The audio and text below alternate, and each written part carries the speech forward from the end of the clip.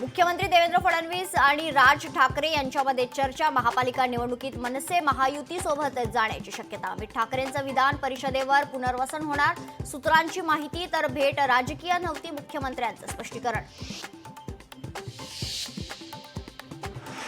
परभणी प्रकरणात पोलिसांवर गुन्हे दाखल होणं संयुक्तिक होणार नाही. यासोबतच भाजप आमदार सुरेश धसांचं वक्तव्य आता समोर आलेलं आहे. लुडबुड करू नका, जितेंद्र आव्हाडांसह सचिन खरातांनी धसांना सुनावलं. दरबारी राजकारण करत नाही उपमुख्यमंत्री एकनाथ शिंदेंची गणेश नाईकांच्या जनता दरबारवर टीका. प्रत्येकाचं जगणं वेगळं असतं, गणेश नाईकांचा पलटवार.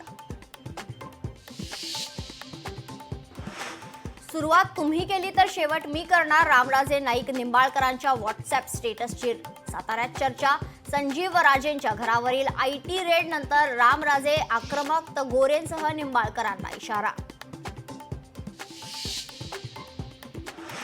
अभिनेता राहुल सोलापूरकर पुन्हा बरळला. डॉक्टर बाबासाहेब आंबेडकरांबाबत वादग्रस्त विधान. विविध स्तरातून सोलापूरकर विरोधात संताप, तर राहुल सोलापूरकरचा पुन्हा एकदा माफीनामा. पुणे जिल्ह्यातील GBS आटोक्यात. रुग्णसंख्येत घट. गेल्या 24 तासात फक्त एका रुग्णाची नोंद नाही. तर यासोबतच आरोग्य प्रशासनाची माहिती. पश्चिम महाराष्ट्रात सर्वाधिक अपात्र लाडक्या बहिणी, तर पुण्यात 4 चाकी लाडक्या बहिणींची सर्वाधिक संख्या. बहिणींच्या अर्जाच्या छाननीला वेग.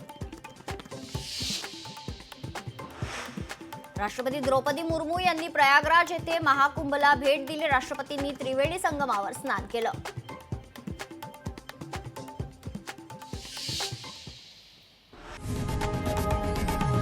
लोकशाही मराठी ऐका, पहा, जागरूक रहा.